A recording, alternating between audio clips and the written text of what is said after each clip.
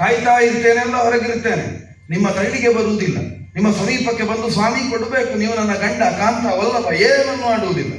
ಅದರ ಒಂದು ಮಾಡಬೇಕು, ಭಾಷೆ ತಪ್ಪಬೇಕು, ಭಾಷೆ ತಪ್ಪಿದ್ದೇನೆ ಅಂತ ಆಡಬೇಕು. ಕೊಟ್ಟಿಯ ಭಾಷೆಯನ್ನು ತಪ್ಪಿದವರಿಗೆ ನರಕದಲ್ಲಿಯೂ ಶಿಕ್ಷೆ ಉಂಟು.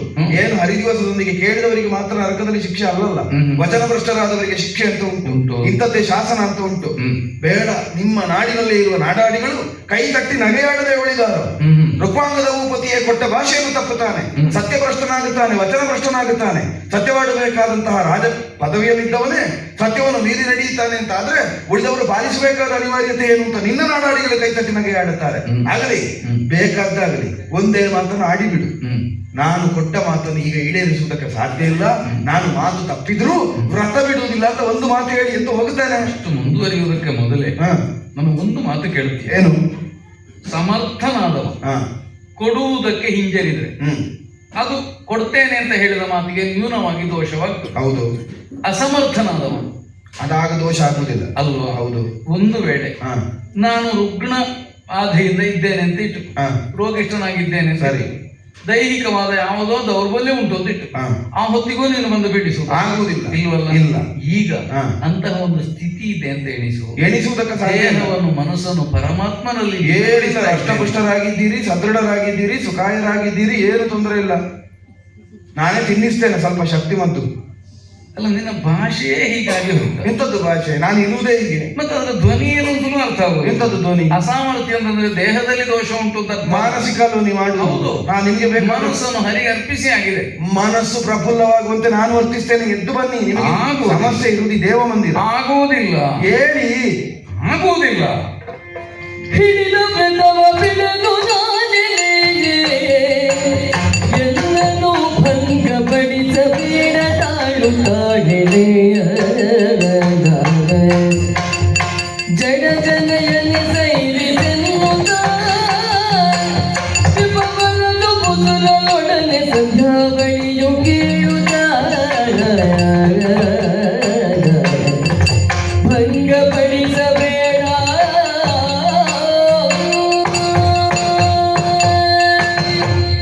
ಮೋಹಿನಿ, ವ್ರತನಿಷ್ಠನಾಗಿ ಕುಳಿತ ನನ್ನನ್ನು ನಿಮ್ಮ ಮೈ ಹಿಡಿದು ಅಲುಗಾಡಿಸ್ತಾ ಇದ್ದೇನೆ. ದೂರ ದೂರ ಎಂಥದ್ದು ದೂರ?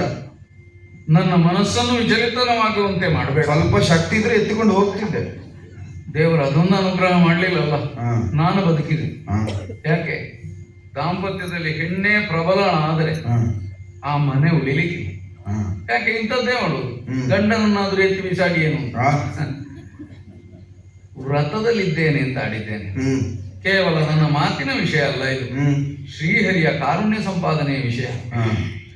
ದಾಂಪತ್ಯದಲ್ಲಿ ನಿನಗೆ ಸಲ್ಲತಕ್ಕದ್ದನ್ನು ಪಡೆಯಬೇಕು ಎನ್ನುವ ಒಂದೇ ಕಾರಣವನ್ನು ಹಿಡಿದು ಪತಿಯಾದವನಿಗೆ ಅಸಂತೋಷವಾದರೂ ದೊಡ್ಡದಲ್ಲ, ನಾನು ನೋಡಿಕೊಳ್ತೇನೆ. ಕೇವಲ ಪತಿಯ ಆಗ್ರಹ ಅಲ್ಲ, ದೈವ ಪ್ರಕೋಪಕ್ಕೂ ಪಾತ್ರರಾಗ್ತಿ. ಬೇಡ ಬೇಡ, ನನಗೆ ಆ ಪೂಜಾ ಸಾಮಗ್ರಿಗಳು ಬಿಸಾಡಬೇಕು ಅಂತ ಕೂಡದು ಕೂಡದು ಕೂಡದು ಕೂಡದು 2 ದಿನ 2 ದಿನ ನನಗೆ 2 ಗಳಿಗೆ ಸೇರಿಸುವುದಕ್ಕಾಗುವುದು. ವ್ರತ ಆಗುವುದಿಲ್ಲ. ಬಿಡುವುದಕ್ಕೆ ವ್ರತ ಅಂತ ಹೆಸರು ಅಲ್ಲ. ನಾ ವ್ರತವನ್ನು ಪೂರ್ಣ ವ್ರತ ಆಮೇಲೆ ನಿನ್ನ ಅಪೇಕ್ಷೆಯನ್ನು ಈಡೇರಿಸ್ತೇನೆ. ಶ್ರೀಹರಿ ಜನಾರ್ದನ, ನಾನು ಎಲ್ಲ ಎಳೆದು ಬಿಸಾಡ್ತೇನೆ. ಈಗ ಮಾಧವ ಮಧುಸೂದನ. ಮೋಹಿನಿ, ಓಹ್ ಧರ್ಮಪತ್ನಿ, ನನ್ನವರ ಪಕ್ಕ ಇದ್ದ ನಿನ್ನ ಅಕ್ಕ, ಒಂದು ಮಾತು ಹೇಳ್ತೇನೆ, ಕೇಳ್ತೇನೆ. ಧರ್ಮಪತ್ನಿಯಿಂದ ಧಾರ್ಮಿಕ ಉಪನ್ಯಾಸ ಕೇಳ, ಅಗತ್ಯದ ಮಾತು. ಓ ತಂಗಿ, ತಂಗಿಗೆ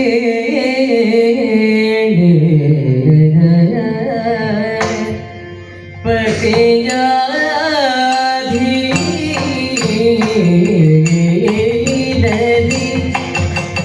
ತಂಗಿ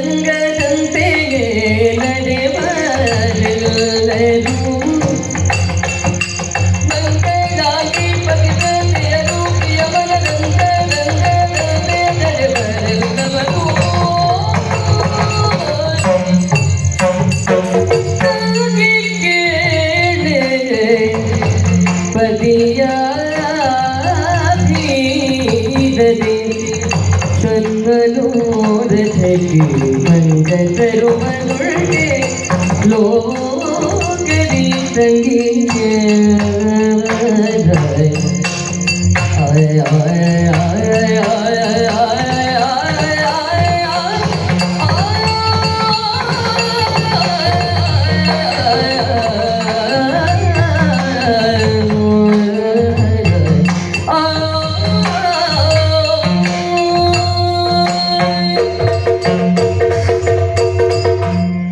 ಮೋಹಿನಿ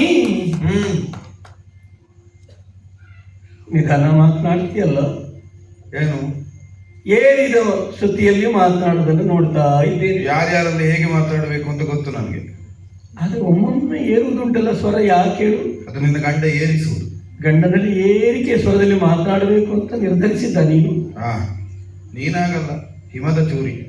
ಅಂದ್ರೆ ಚುಚ್ಚಿದ್ದೆ ಗೊತ್ತಾಗುದಿಲ್ಲ, ತಣ್ಣಗಿದ್ದೇ ಚುಚ್ಚುತ್ತದೆ. ಮೋಹಿನಿ, ಮನಸ್ಸು ಹಿತವಾಗಿದ್ರೆ ಒಳ್ಳೇದಾಗಿದ್ರೆ ಮಾತು ಸತ್ಯ ಅಂತ ಅನಿಸ್ತದೆ, ಪಥ್ಯವೂ ಆಗ್ತದೆ. ಅದೇ ಹಾಗೆ ಹೇಳೋದ್ರಿಂದ ನೀನೊಂದು ಒಳ್ಳೆ ಪ್ರಪಂಚಕ್ಕೆ ಗೊತ್ತಾಗ್ತದೆ. ನಿನ್ನ ಮನಸ್ಸು ಸರಿ ಇಲ್ಲವೇ? ನಿನಗೆ ತಲೆಯೇ ಸರಿ ಇಲ್ಲ. ನಿನಗೆ ಹಾಗೆ ಅನಿಸ್ತದೆ. ಯಾಕೆ? ನಿನ್ನ ಮನಸ್ಸು ಸರಿ ಇಲ್ಲದ ಕಾರಣ ಹಾಗೆ ಅನಿಸ್ತದೆ. ಆಗಲಿ ಮೋಹಿನಿ, ಏನು ಇಷ್ಟು ದಿನ ಇಷ್ಟು ಸುಂದರ ಆಕೃತಿನ ಕಂಡವಳಲ್ಲ, ಉಡುಗೆ ಉಡುವಾಗ ತೊಡುವಾಗ ಕೇಳಿ ಉಡುವವಳು ನೀನು. ಹೌದು. ಇವತ್ತು ನೀನೇ ಹುಟ್ಟು ಬಂದೆಯಾ? ಹೌದು. ಇಷ್ಟು ದಿನ ತೊಡದ ಆಭರಣಗಳನ್ನೆಲ್ಲ ಧರಿಸಿ ಬಂದೆಯಾ? ಧರಿಸಿ ಸರ್ವಾಭರಣಗಳ ಶ್ರೇಷ್ಠವಾದ ಸುದಿನದಂದು ನಿನ್ನ ಅಂಗಾಂಗ ಸೌಂದರ್ಯ ಕಂಡಾಗ ಮೋಹಿನಿ ಎಂಥ ಮನಸ್ಸು ಬಂತು ಅಂತ ಸಂತೋಷ ಪಟ್ಟವಳು.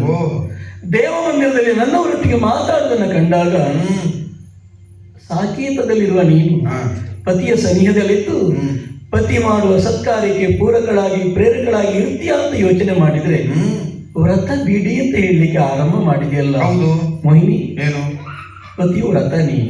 ಹೌದು. ಗೊತ್ತುಂಟು ನಿನಗಲ್ವಾ? ಅಲ್ಲ, ನಿನ್ನ ಲೋಕ ಬೇರೆ ಇರಬಹುದು.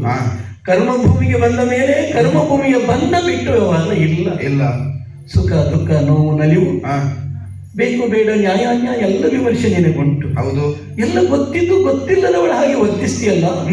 ಹೆಣ್ಣು ಈ ಮಟ್ಟಕ್ಕೆ ಏರಬಾರದು ಅಂತ ಗೊತ್ತುಂಟಲ್ವೇ ನಿನಗೆ? ಯಾವ ಮಟ್ಟಕ್ಕೆ? ಗಂಡನನ್ನೇ ಧಿಕ್ಕರಿಸಿ, ಗಂಡನ ಮನಸ್ಸನ್ನ ನೋಯಿಸಿ, ಗಂಡನ ಅಂತರಂಗವನ್ನು ಅರಿಯದೆ ಮಂಗಳಾಗಿ ವರ್ತಿಸುವ ಹಾಗೆ ವರ್ತಿಸದೆ ಅಮಂಗಳಾಗಿಯಾಗಿ ವರ್ತಿಸ್ತೀಯಲ್ಲ, ಇದು ಸರಿ ಏನೇ? ಇದು ಸರಿಯಾಗಿ ಹೇಳು. ನೋಡು, ಸಿಡುಕು ದುಡುಕು ಎರಡು ಶೋಭೆ ಅಲ್ಲ. ಮುಖದಲ್ಲೊಂದು ನಗು, ಅಗತ್ಯ ಇದ್ದಾಗ ಮೌನ, ಮತ್ತೆ ಹೆಣ್ಣಿಗೆ ಬೇಕಾದ ಪ್ರಧಾನ ಗುಣ ಸಹನೆ.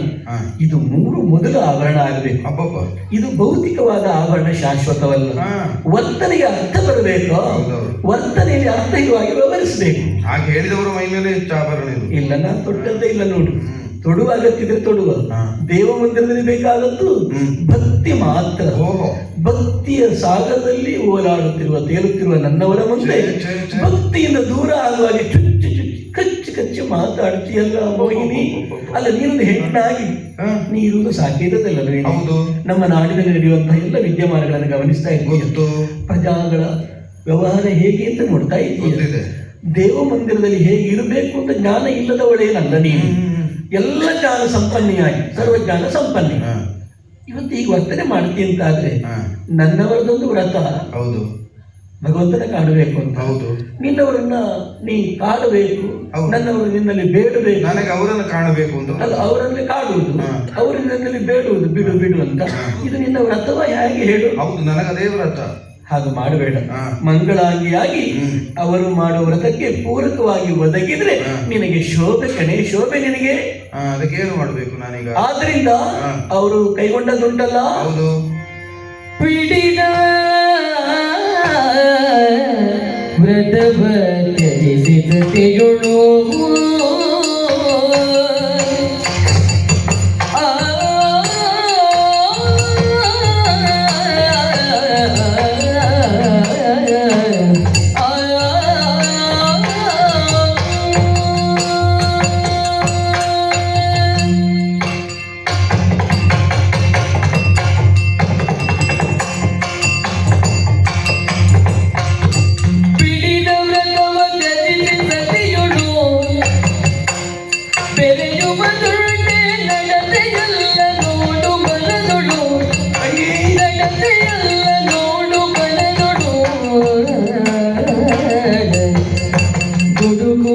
ಮಾಡಬೇಡ ಸೈರಿಸು ಮತಿ ವಿಷಾದವು ಕೆಡುವುದವ್ವ ತಂಗಿ ಪರಿಕಿಸು ದುಡುಕು ಮಾಡಬೇಡ ಸೈರಿಸು ಮತಿ ವಿಷಾದವು ಕೆಡುವುದವ್ವ ತಂಗಿ ಪರಿಕಿಸು ನಡತೆಯಲ್ಲ ನೋಡು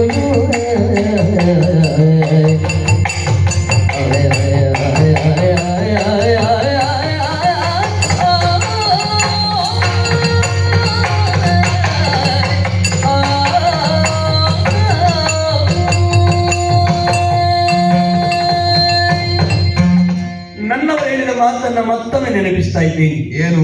ಹರಿದಿನದಂದು ವ್ರತ ಆ, ಹಿಡಿದು ಕುಳಿತು ಪೂರೈಸುವ ಸಿದ್ಧತೆಯಲ್ಲಿದ್ದಾರೆ. ಸರಿ. ವ್ರತ ಭಂಗ ಮಾಡಿದ್ರೆ ಆ, ನಿನಗೆ ಸಿಗುವುದು ಪುಣ್ಯ ಅಲ್ಲ ಪಾಪ. ಆ, ಹೇಳಬೇಕಾದೇನಿಲ್ಲ. ಹ್ಮ್, ಗೊತ್ತಿದ್ದು ಮತ್ತು ಮತ್ತು ಪೀಡಿಸ್ತಿ ಅಂತ ಆದ್ರೆ ಆ, ಇದು ನಡತೆಯಲ್ಲ, ಹ್ಮ್, ಸನ್ನಡತೆಯಲ್ಲ. ಆ, ಇಡೀ ಸಾಕೇತವನ್ನು ಆಳುವಂತಹ ಹ್ಮ್, ಪ್ರಜಾಕೋಟಿಯ ಪ್ರಭುವಾದಂತಹ ನನ್ನವರು ನಿನ್ನವರು ಹ್ಮ್, ನಿನ್ನಲ್ಲಿ ದೈನ್ಯತೆ ಭಾವದಿಂದ ಬೇಡಿದ್ರು. ಹ್ಮ್, ಮೋಹಿನಿ ಇನ್ನೊಂದು ದಿನ ಸಹಿಸು ಅಂತ. ಹ್ಮ್, ಬಂಧನಕ್ಕೂ ಮೋಕ್ಷಕ್ಕೂ ಮನಸ್ಸೇ ಕಾರಣ. ಹ್ಮ್, ನೀ ಮನಸ್ಸು ಮಾಡಿದ್ರೆ ಆ, ಈಗ ಉಂಟಾದಂತಹ ಪ್ರಕ್ಷುಬ್ಧ ಪರಿಸ್ಥಿತಿಯನ್ನ ಹ್ಮ್, ಒಂದು ಹಂತಕ್ಕೆ ತರಬಹುದೇ. ಹ್ಮ್, ನಿನ್ನೊಬ್ಬಳಿಂದ ಇಡೀ ಸಾಕೇತದಲ್ಲಿ ಆ, ಕೆಟ್ಟ ಭಾವನೆ ನಿನ್ನಲ್ಲಿ ಉಂಟಾಗುವ ಹಾಗೆ, ಆ, ಸತ್ಪದ ದೊರೆಯುವಲ್ಲಿ ಸತ್ಪದ ಕಳೆದು ಹೋಗುವ ಹಾಗೆ ಮಾಡುವುದು ಹ್ಮ್, ಇದು ವರ್ತನೆಗೆ ಅರ್ಥ ಬರುವುದಿಲ್ಲ. ಹ್ಮ್. ಮೋಹಿನಿ, ಹ್ಮ್, ದುಡುಕು ಬಿಡೆ, ಹ್ಮ್. ಸಿಡುಕು ನಿಲ್ಲಿಸಿ, ಹ್ಮ್. ಎರಡು ದಿನ ತಾಳ್ಮೆ ತಂದುಕೊಳ್ಳೆ. ಸೈರಣಿಯಿಂದ ಸರ್ವವೂ ಸಾಧ್ಯ. ಮೋಹಿನಿ, ನಾನು ಬೇಡಿಕೊಳ್ತೇನೆ. ಹಾಗೆಲ್ಲ ನವರ್ತನೆ ಮಾಡಬೇಡ. ನೀನು ಸಾಧ್ವಿ ಮಣಿಯಾಗಿ ಬದುಕು, ನನ್ನವರಿಗೆ ಪೂರಕವಾಗಿ ಸಹಕರಿಸು ಮೋಹಿನಿ. ಯಾರು ಕೇಳಿದರು ನಿನ್ನನು? ಆರು ಕೇಂದರು ನಿರ್ಗನು ಫಲನೆ ಪ್ರತಿ ಬೀರಲ ಬದಲಗಳನ್ನು ಪಾರವಾರ್ಥನೆ ಬಿಡುವನೆ ಕಡೆಗಲ್ಲ ದಾರಿ ಕೊಟ್ಟೆನು ಬೇಗನೆ. ಯಾರೇ ಕೇಳಿದವರು ನಿನ್ನನು? ನಾನೇ ಹೇಳ ನಾನು ಬಂದು ಕೇಳಿದ್ದೇನೆ ನಿನಗೆ ನೀನು ಧಾರ್ಮಿಕ ಉಪನ್ಯಾಸ ಬೇಕು ಅಂತ. ನಾನೇ ಮಾತಾಡಿದ್ದು. ಎಂತದ್ದು ಮಾತಾಡುದು? ನನ್ನವರ ಮಾತು ಬರುವುದಿಲ್ಲ ನಿನ್ನ ಗಂಡನಿಗೆ? ಪರವಾಗಿ ಮಾತಾಡಿದ್ದು. ಅತಿಕ್ರಮಿಸಿ ಮಾತಾಡಕೂಡದು ಒಂದು ಶಾಸ್ತ್ರ ಅಲ್ಲ. ಧರ್ಮಪತ್ನಿ ಅಂತ ಮಾತಾಡುತ್ತಿ. ಅಗತ್ಯ ಮಾತಾಡಿದ್ರೆ ತಪ್ಪ. ಕಾಯಾನುವರ್ತಿನಿಯಾಗಿ ಹಿಂದಿರಬೇಕು. ಧರ್ಮಪತ್ನಿಯಾದವಳು ಪುರುಷನನ್ನು ಅತಿಕ್ರಮಿಸುವುದಕ್ಕಿಲ್ಲ, ಗಂಡನನ್ನು ಮೀರಿ ವರ್ತಿಸುವುದಕ್ಕಿಲ್ಲ. ಗಂಡನ ಅಪ್ಪಣೆ ಬೇಡಿಕೆ ಬಂದವಳು ಮಾತಾಡುವಾಗ ಶಾಸ್ತ್ರ ಮಾತಾಡ್ತಾಳೆ. ಎದ್ದು ಬಂದು ಅವರು ಬಾಯಿ ಮುಚ್ಚುವಾಗ ಎಷ್ಟೊತ್ತಿಗೆ ಮಾತಾಡುದು ಅಂತ ಕಾಯ್ತಾ ಇತ್ತು. ಬಂದು ಮಾತಾಡೋದಕ್ಕೆ ತೊಡಗಿದ್ದು. ಕೇಳಬೇಕಿತ್ತು. ಒಂದೆರಡು ಮಾತಾಡ್ಲ ಸ್ವಾಮಿ, ಕೇಳಿದ್ಯಾ? ಗಂಡನ ಮಾತ ನೀ ಕೇಳುವವಳಾಗು. ನಾನು ಭೋಗ ಪತ್ನಿ, ನಾನು ಉಪಪತ್ನಿ ಬೇಕಾದ್ದನ್ನು ಮಾಡುತ್ತೇನೆ. ನಾ ಮಾಡಿದ್ದನ್ನು ನೀ ಮಾಡ್ತೀಯ? ನಾನು ಮಾಡಕೂಡದು. ಅದನ್ನೇ ಮಾಡಿದ್ದು. ಅತಿ ವಿನಯಂ ಧೂರ್ತ ಲಕ್ಷಣಂ ಅಂತ. ಮಾಡಬಾರದನ್ನು ಮಾಡುವುದಕ್ಕೆ ನಿನಗೊಂದು ಅವಕಾಶ ಬೇಕಿತ್ತು. ನೀನೆಲ್ಲ ಆಡಬೇಕಾದ್ದು. ನಿನ್ನಲ್ಲಿ ಕೇಳಿದ್ಯಾರು? ಹಿಂದಿರ್ಬೇಕಾದವಳು ಹಿಂದೆ ಇರಬೇಕು, ಮೂಗು ಮೂಗಾಗಿರ್ಬೇಕು, ಬಾಯಿ ಬಾಯಿ ಆಗಿರ್ಬೇಕು, ಕಿವಿ ಕಿವಿಯಾಗಿರ್ಬೇಕು, ಮಾಡಬೇಕಾದ್ದನ್ನೇ ಮಾಡಬೇಕು. ಕೇಳಿದ್ಯಾರು ನಿನ್ನಲ್ಲಿ? ಅವಳಿಗೆ ಮಾತಾಡುತ್ತ ಕೇಳಿದ್ಯಾರು ಸ್ವಾಮಿ? ಸಂಧ್ಯಾ ಬಳಿ ಸ್ವಾಮಿ, ಇದು ನಿನ್ನಿಂದ ಹರಿಯುವ ಕಾರ್ಯ ಅಲ್ಲ. ಇದು ಬಗೆಹರಿಯುವುದಲ್ಲ. ಸ್ವಲ್ಪ ಮಿತಿ ಮೀರಿದೆ. ನೀವು ಹರಿಯುತ್ತೀರಿ, ಇದು ಬಗೆಹರಿಯದ ಕಾರ್ಯ ಆಯಿತು. ಮೋಹಿನಿ, ಎಂತದ್ದು? ತಾಳು ತಾಳೆಲೆ ರಮಣಿ ದುಡುಕುಗಳಿಗೆ ಬೇಡು ಬೆದಲೆ ಸುಗುಣಿ ತಾಳು ತಾಳೆಲೆ ರಮಣಿ ದುಡುಕುಗಳು ಏಕೆ ಬೇಡು ಬೆದಲೆ ಸುಗುಣಿ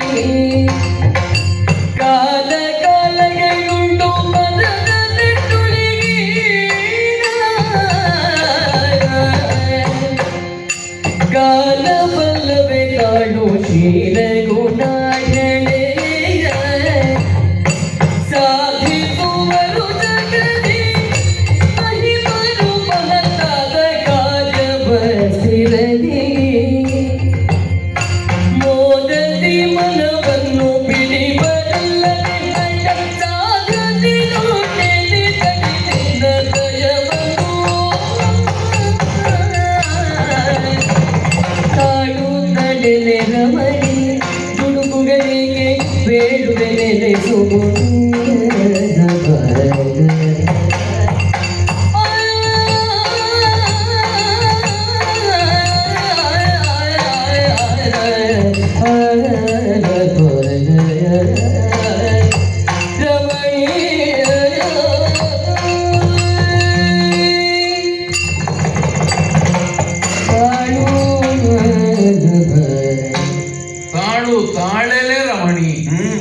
ನಿಜವಾದ ರಮಣಿಗೆ ಆಡ್ತಾ ಇರುವ ಮಾತು.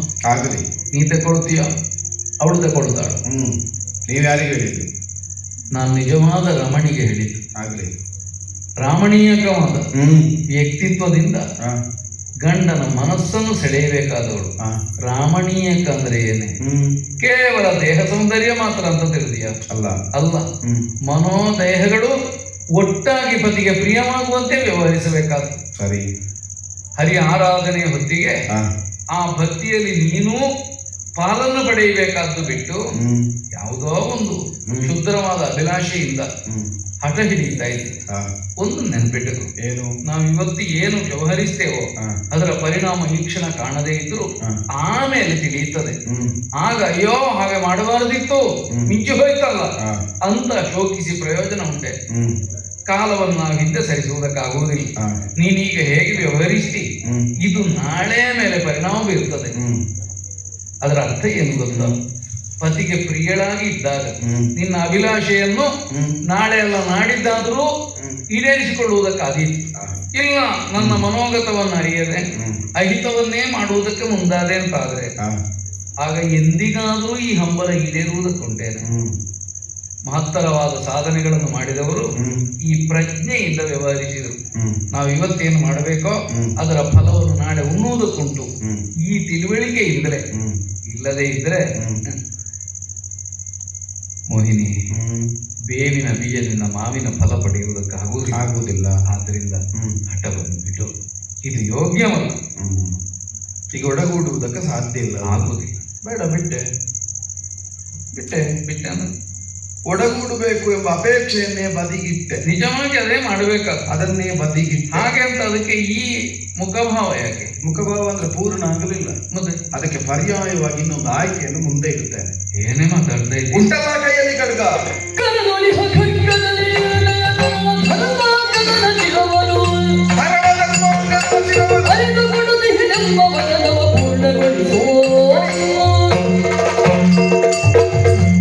ಇದೇ ವಚನವನ್ನು ಕಾಂತಾರ ಮಧ್ಯದಲ್ಲಿ ತಾವಾಡಿದವರು. ಆ ಹೊತ್ತಿಗೆ ಏನಾಡಿದೆ? ನಂಬಲಾರೆನು ಮಾನುಷರಾಡುವ ಮಾತುಗಳನ್ನು ದೇವರಿಂದ ನಾವು ನಂಬುವುದಿಲ್ಲ, ಕೊಟ್ಟ ಮಾತನ್ನು ತಪ್ಪಿದ್ದಕ್ಕೆ ಅನೇಕ ಪುರಾವೆಗಳು ಲಭ್ಯಾಗುತ್ತದೆ ಅಂತ ಆಡುವಾಗ ಪ್ರಮಾಣವನ್ನು ಕೊಟ್ರಿ. ಆರಾಧಿಸುವಂತಹ ಧರ್ಮವನ್ನೇ ಪಣವಾಗಿಟ್ಟು ಸಾಕ್ಯದ ಸಮ್ರಾಟರು ನಾವು, ಸತ್ಯವ್ರತಗಳು ನಾವು ಅನ್ನುವುದನ್ನು ಆಡುತ್ತಾ ನೀವು ಆಡಿದಂತಹ ಮಾತು ಆವ ಕಾಲಕ್ಕೆ ರತಿಸುತವನ್ನು ಬಯಸಿದಾಗ ಒಂದು ವೇಳೆ ಹಿಂದೆಗಳೆದೇನಾದರೆ ಅದಕ್ಕೆ ಪರ್ಯಾಯವಾಗಿ ಏನನ್ನು ಮಾಡುತ್ತಿ ಭೂಪತಿ ಅಂತ ಕೇಳುವಾಗ ಅತ್ಯಂತ ಕಠಿಣವಾದೊಂದನ್ನು ಪಣವಾಗಿರಿಸಿದವರು ನೀವು. ಕರದ ಕೂರಸಿಯಿಂದ ತರಳ ಧರ್ಮಾಂಗದ ಶಿರವನ್ನಾದರೂ ಅರಿದು ಕೊಡ್ತೇನೆ ಪ್ರತಿಯಾಗಿ ಅಂತ ಆಡಿದ ನಿಮ್ಮ ವಚನ. ಅದನ್ನೀಗ ನೆನಪಿಸಿಕೊಡ್ತಾ ಇದ್ದೇನೆ. ಒಂದೋ ನನ್ನನ್ನು ತೃಪ್ತಿಪಡಿಸಬೇಕು ಕಾಯಿಕವಾಗಿ, ಅದಲ್ಲದೆ ಇದ್ರೆ ಇಕೊಳ್ಳಿ ಕೂರಸಿಯನ್ನು ಬಂದಿದ್ದೇನೆ. ಕರದ ಕಡಕದಿಂದ ತರಳ ಧರ್ಮಾಂಗದ ತಲೆಯನ್ನು ಕಡಿದು ಕಮ್ಮಿ ತರುಣಿ ವಚನ ಕಠೋರ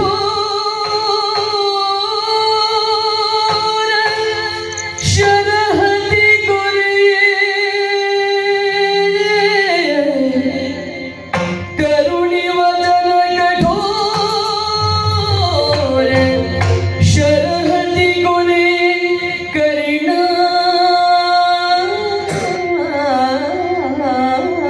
ಅಂತದಲ್ಲಿ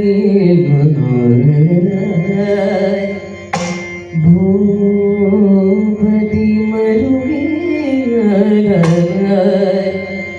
ಭೂಪತಿ ಮರುಗಿ ಹಮ್ಮೈ ಸುತ್ತ ಧರೆಯೋಳು ಮುನಗಲ ಕ್ಷಣದಿ ಹಮ್ಮೈ ಸುತ್ತ ಧರೆಯೋಳು ಮುನಗಲ ಕ್ಷಣದಿ ಭರದಿ ಸಂಧ್ಯಾವಳಿಯು ಶೈತ್ಯುಪಚರಿಸಿ ಶಿರವು ನೆಗೆಯ ಮೌನದೊಡಿರು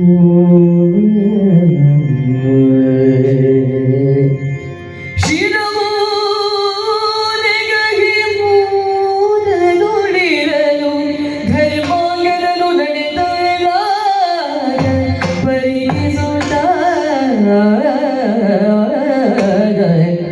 ಭೂಪತಿ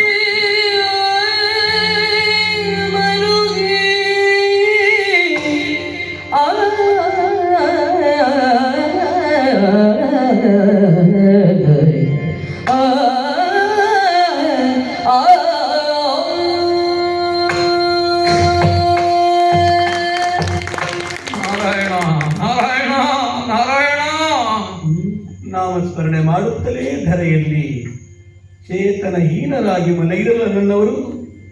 ಅತ್ತ ಕೋಪದಿಂದ ಕುದಿಯುತ್ತಿರುವ ಮೋಹಿನಿಯ ಮುಂದೆ ಮಾತನ್ನು ಆಡಲಾರದೆ ಪೂಜೆಯನ್ನು ಮಾಡಲಾರದೆ ಇರುವ ಸ್ಥಿತಿಯನ್ನು ಕಂಡಾಗ ನಾ ಮಾಡಬೇಕಾದ ಕಾರ್ಯ ಏನು?